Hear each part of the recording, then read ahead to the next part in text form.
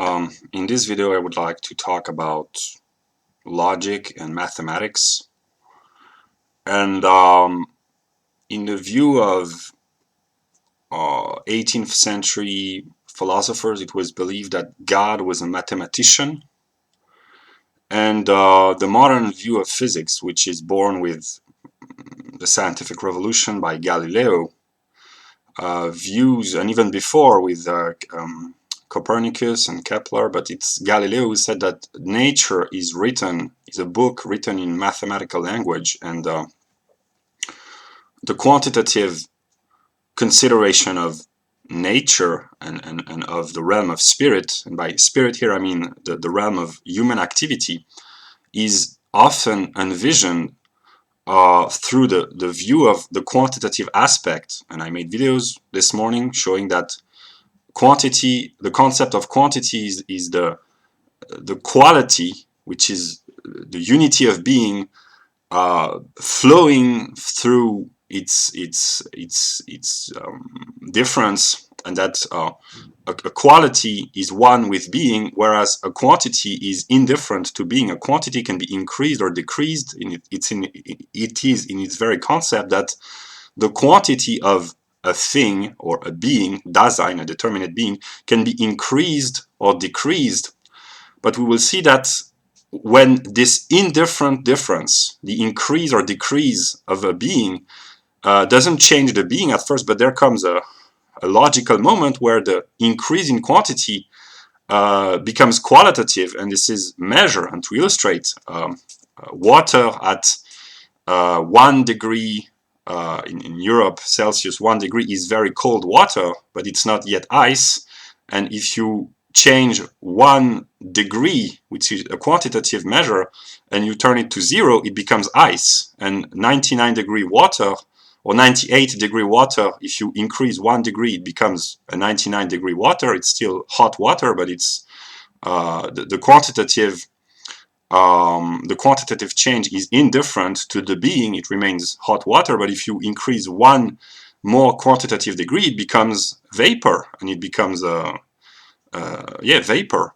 So our ordinary consciousness thinks of the world in terms of quality, quantity, measure, and also the determinations of essence, identity, difference, phenomena, force, and all that. But we predicate the determinations of being, which are quality, quantity, measure, to the outside world, and everything which is qualified can be quantified also. This channel has not a lot of success as of now because quantitatively there are not many viewers, but I believe that some of the ideas that are shared are very profound, very deep, and also very elevated, and these are modes of quantity in the intensity.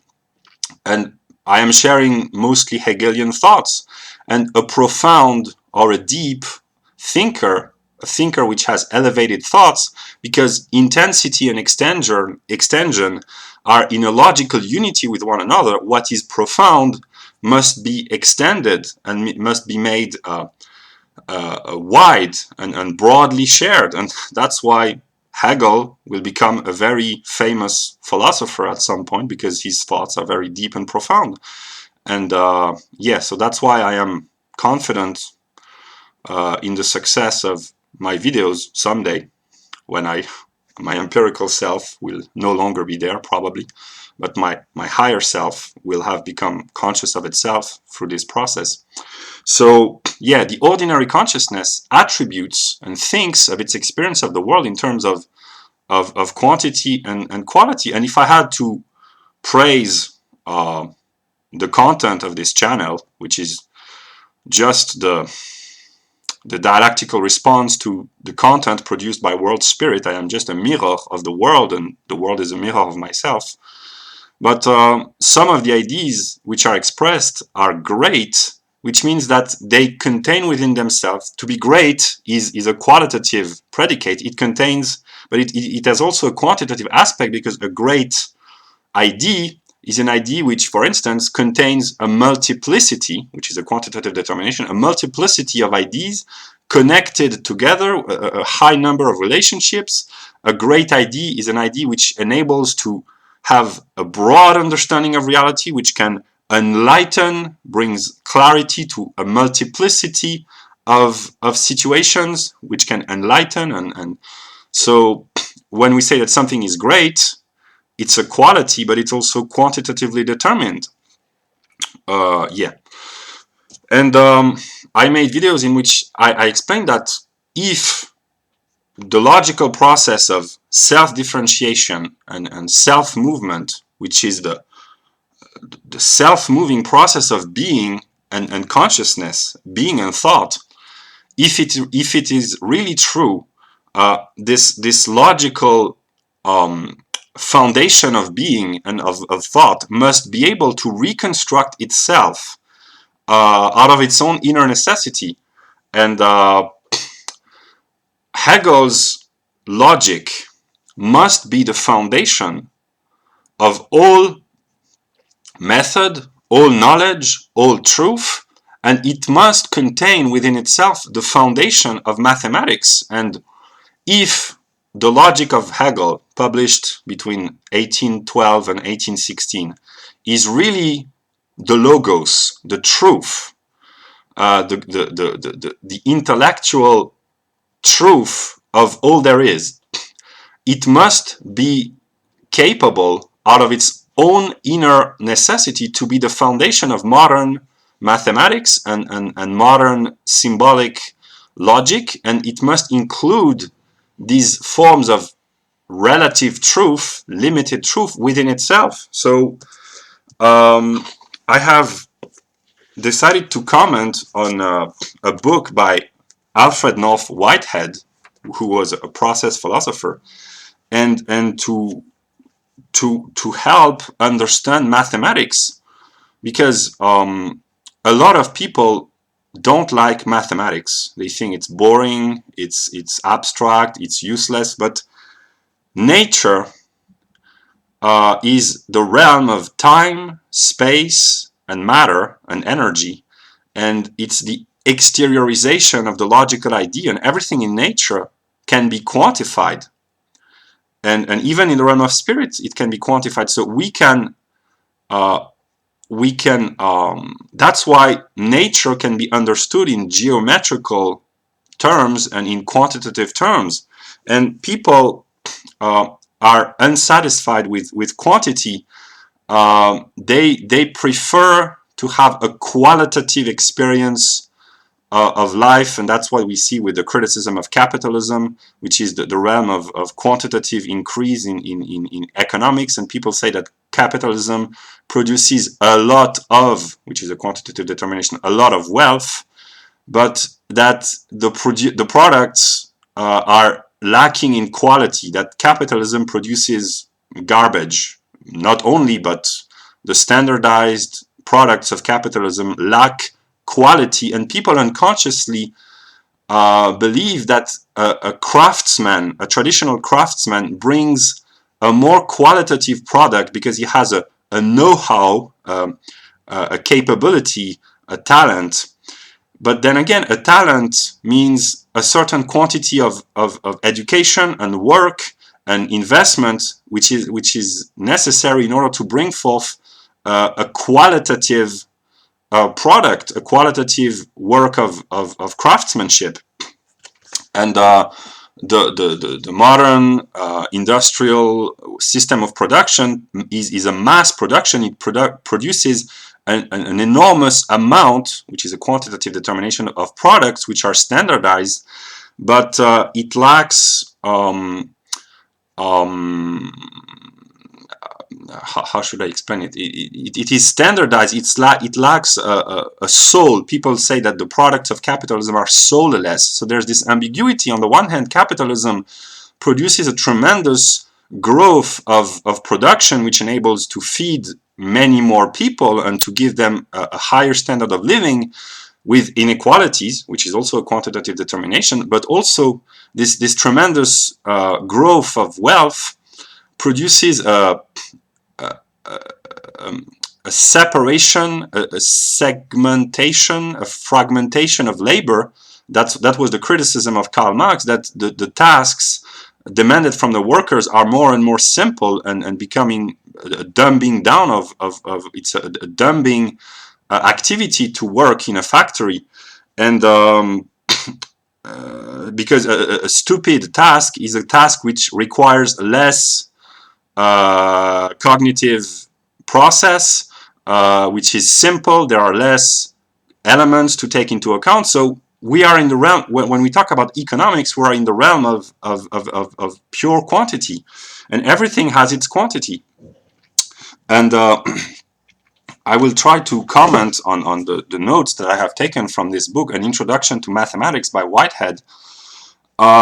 He talks about the abstract nature of mathematics, and he notices that the more we elevate ourselves, I said, the scientific community, not me as an individual, but the more thinking minds elevate themselves in the realm of pure abstraction, so an intensity in the conceptual and abstract aspect of the mental faculty, the more the width, the extension, the wide range of application becomes important. So in a history of thought, the more scientists penetrated into the most abstract realms of mathematics, the more mathematics could be applied to a broad range of topics. And the mathematical aspect of technology and economics has its bad aspects, but also its good aspects, in the sense that it has enabled a tremendous progress in the world population with better food, better production. That's what the capitalists say, is that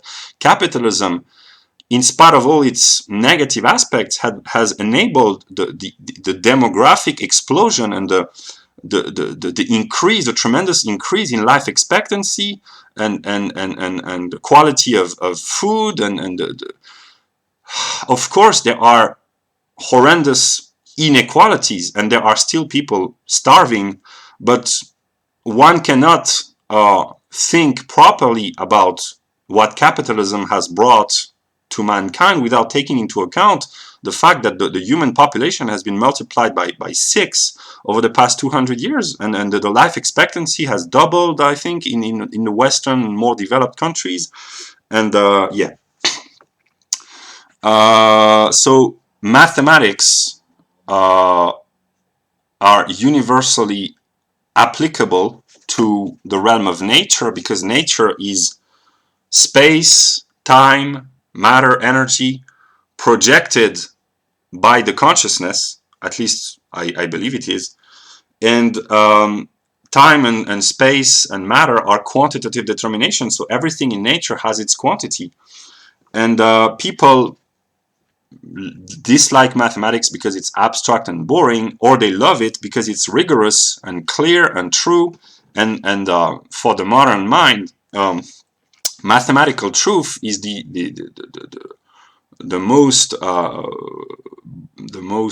strongest example of what truth is. People do not argue and debate about mathematics because a mathematical proof and a mathematical truth convinces everyone. And the entire problem of mankind is that, as of now, men have only been able to be in agreement with one another on mathematical grounds. Even in the realm of physics, there are debates, but in mathematics, usually people agree with one another. With mathematics, we can weigh the stars and count the billions of molecules in a drop of water.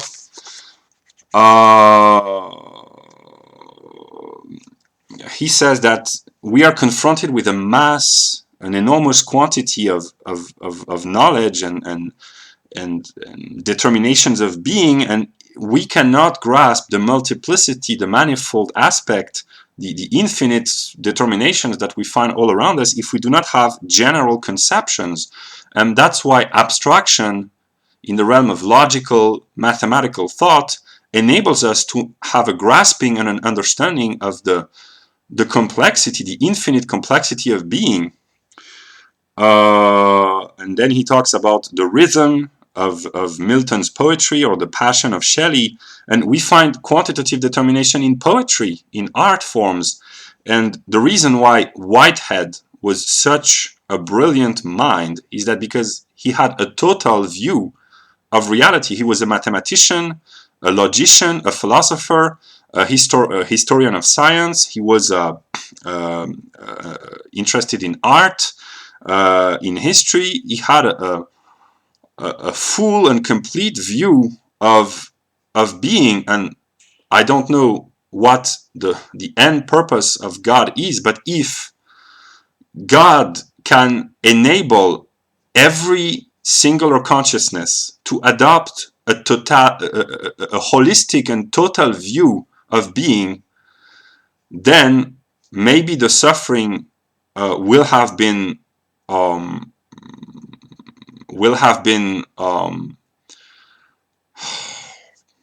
transcended, hopefully.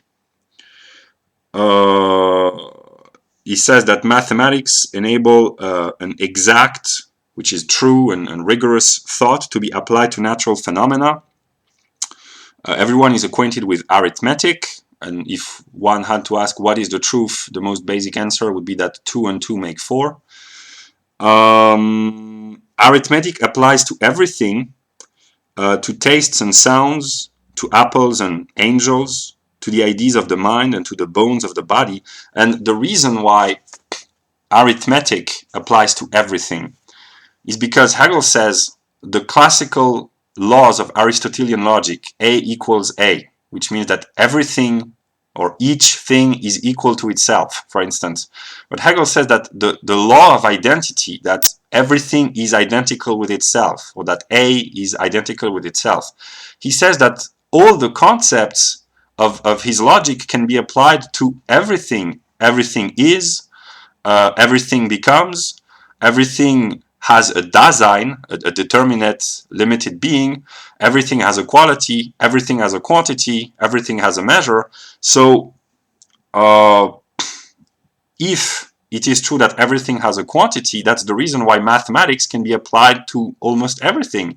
And an idea, one might think an idea has no quantity, but an idea can enlighten a broad range of phenomena, or an idea is a product of a certain quantity of interconnections and chemical and electromagnetic exchanges within the brain, and to speak implies a certain movement of the organs of speech and the tongue, and it requires a certain expense of energy, and it creates a certain vibration of the molecules of air, which enable the sound to propagate. So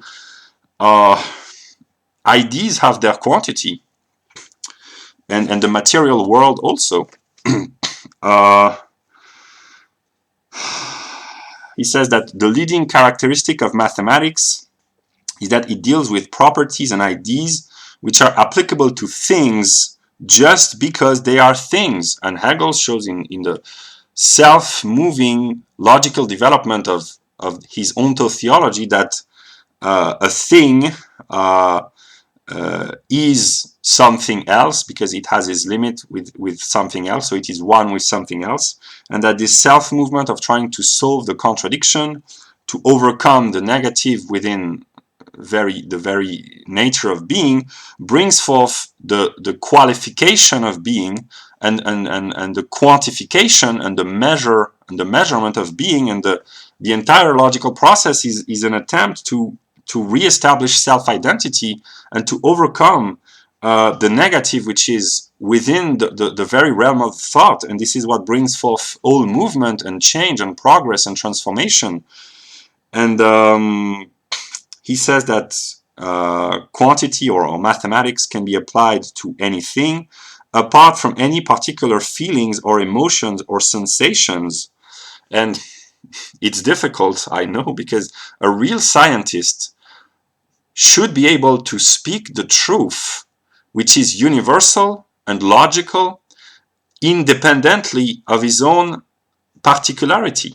And this is what Hegel says, that philosophy requires the annihilation of selfhood, and a truly philosophical speech is a speech which is not tainted by the singular aspects of the individual who expresses the speech. And to become a scientist and a philosopher is to learn to express the universal logical truth without mixing individual feelings and emotions. And that is the most difficult, because we are empirical individuals, and we are determined to remain in our selfhood, and to have blurred and tainted ideas, because they are tainted by our own empirical experience. And this action of extracting what is universal and true out of what is particular and emotional and limited, and tainted by feelings and prejudices and bias and desires and wickedness, is an alchemical process, but it's actually a logical process.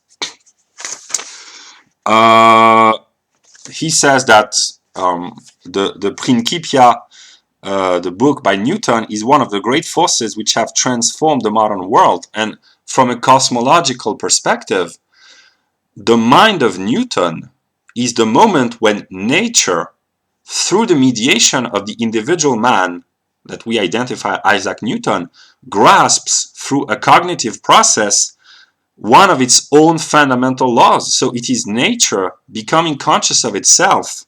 And this self-consciousness of nature through the mediation of man has enabled, by grasping the laws of nature, to become the active agents of nature's law. And all those who had understood Newtonian physics became, unconsciously but consciously nonetheless, the active agents of the laws of nature, and they brought forth technological progress, and the formal aspect and the rigorous aspect of Newtonian physics was then applied in the epistemological realm, in economics. Economists try to seek the force which determines the movement of the economic agents. In sociology, in anthropology, even in politics, that's what happened with Comte, the positivist thinker of the 19th century. So Newton's grasping of the laws of nature had a tremendous impact on historical, technological, philosophical, epistemological standpoint. Whitehead says that because of the very abstractness or abstract nature of mathematics, they must remain one of the most important topics for thought.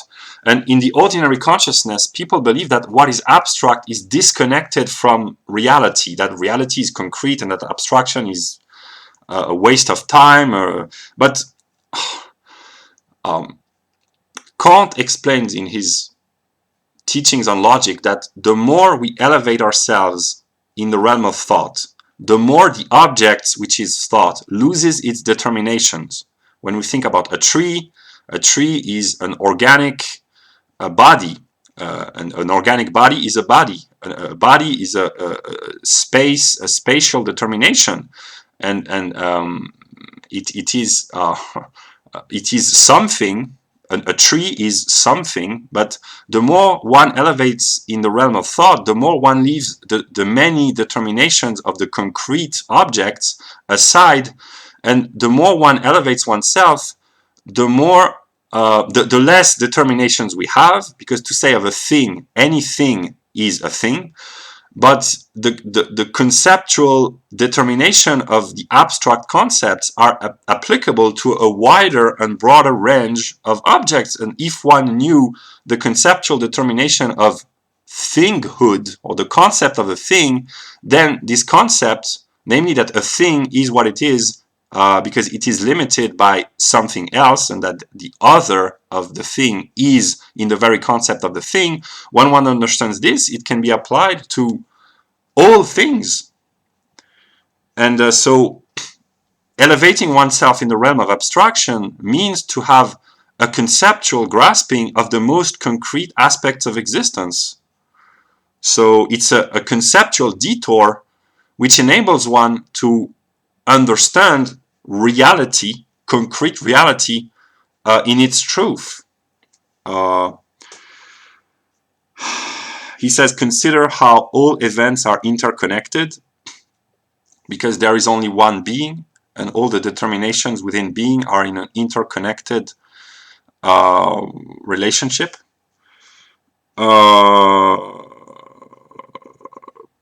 He says that everywhere order reigns, but order cannot be seen with the eyes. It must be grasped through the activity of the mind.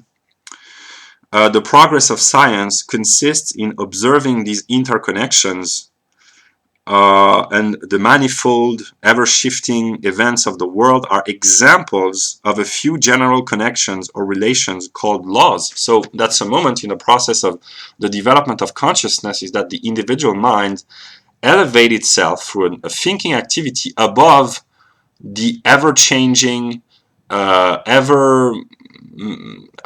varying realm of phenomena, and tries to grasp the stable laws at work, which are in a state of rest in the mind of the scientist, and whose manifestation are the phenomena that we see, and which are in a constant state of change. And the first step towards elevating oneself in the realm of scientific thought is to accept that the particulars, the singulars, the phenomena, the changing determinations of being obey to a regular set realm of laws. But the difference between the classical scientific mind and the speculative mind is that, in the view of Hegelian speculative logic, the laws which are thought are not set and fixed and stable. They are themselves in a state of movement and changed, because they contain negativity within themselves, which force them to change, to transform, and to evolve. And the movement at work in the world of nature, and the world of spirit, which is human action, politics, geopolitics, economy, sociology, art, religion, philosophy, are a reflection, a manifestation of the inner movement, the inner life, which is a logical process of self-transformation and self-movement at work in the mind of God. And yeah.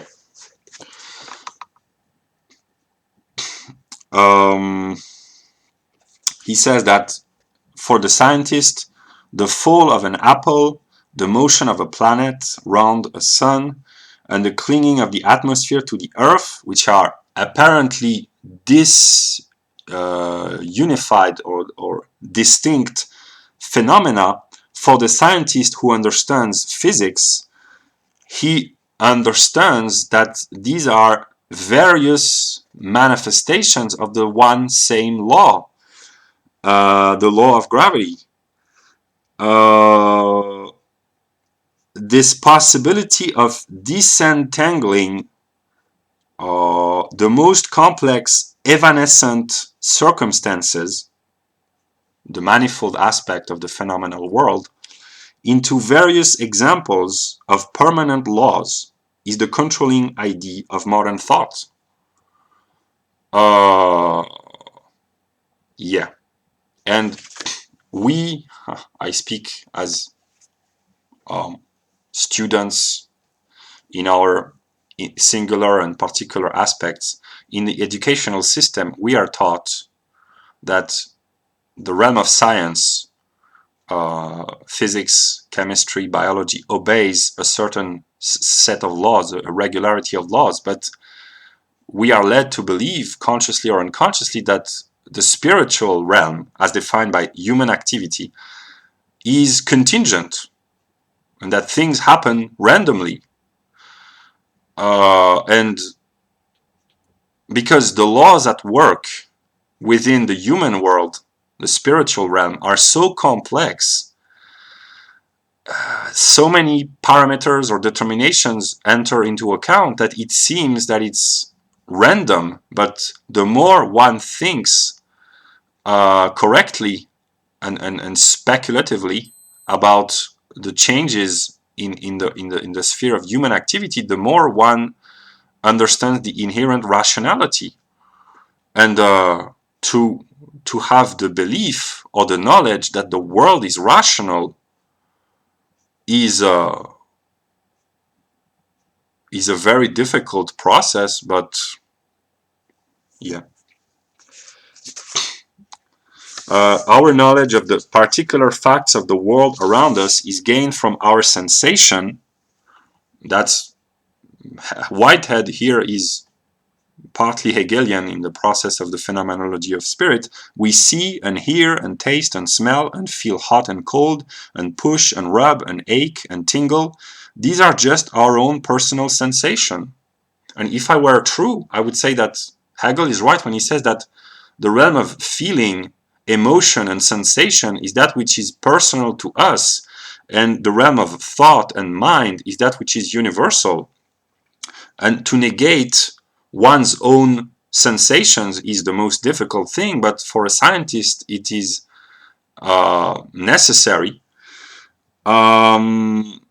We ascribe the origin of these sensations to the relation between the things which form the external world. So as an individual, my vision, my hearing, my sense of taste and smell, and my emotions and my sensations are the determinations that I acknowledge to be my own as an empirical singular individual, and which are brought about by the manifold changes of the objective structure of reality, the motion of atoms and molecules, and the chemical reaction in my body and in my brain. And there is one world in which we both exist. We hear and we touch the same world as we see. And there is only one being, and all thinking minds are in a constant state of experiencing being through sensation, which is the most primitive form of experiencing being, through also cognitive activity, and human minds are always thinking consciously or unconsciously, and there is only one being, and we as individual minds are modes of this one being experiencing itself through experiencing its own emotions, feelings, sensations, and thoughts, and the emotions, the feelings, and the thoughts are in a state of reciprocal determination.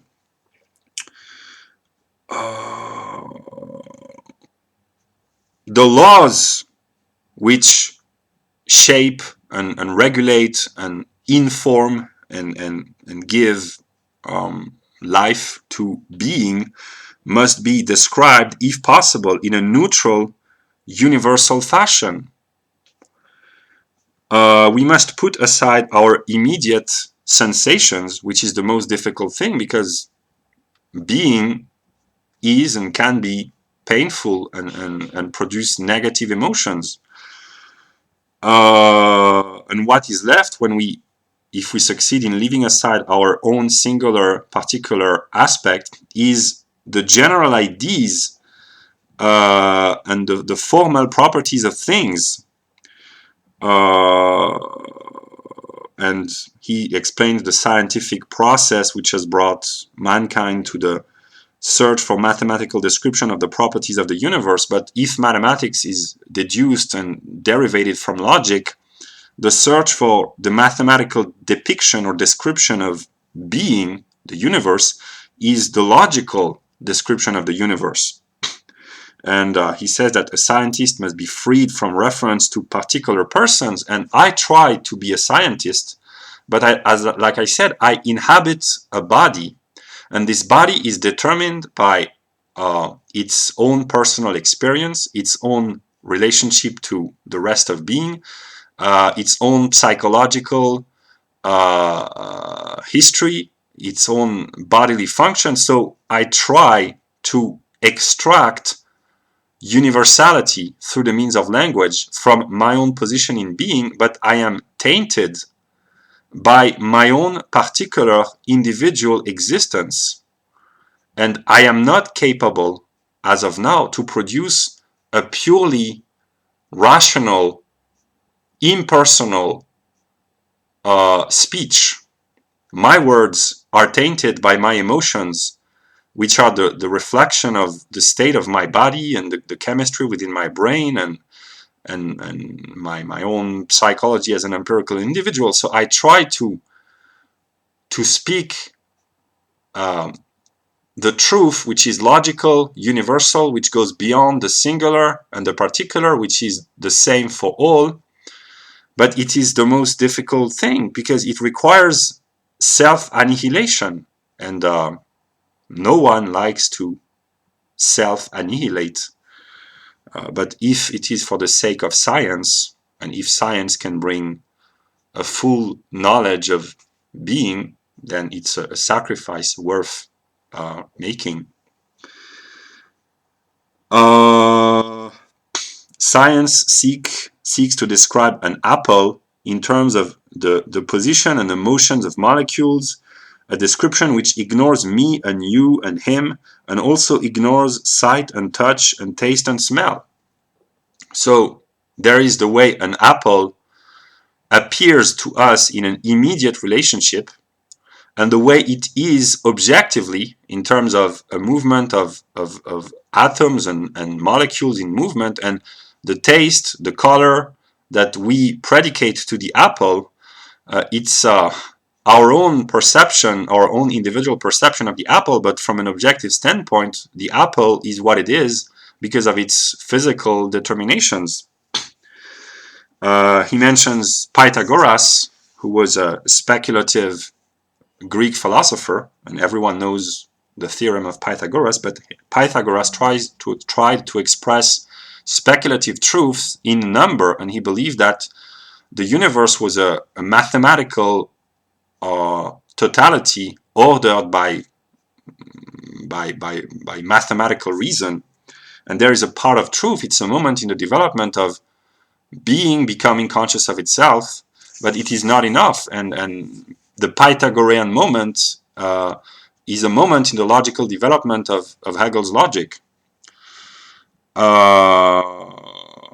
All science, as it grows towards perfection, becomes mathematical in its ideas. And I would add that if mathematics is founded upon logic and derived from logic, it should imply that all science, the more it perfects itself, completes itself, becomes more and more logical, and the individual aspect is left behind, and the universal, which is true logical, expresses itself more and more. And that's what I am trying to do as an empirical individual, but I know that it's the most difficult because I am tainted by my empirical self, and to negate one's own individual selfhood is the most difficult thing. But I do my limited best as of now.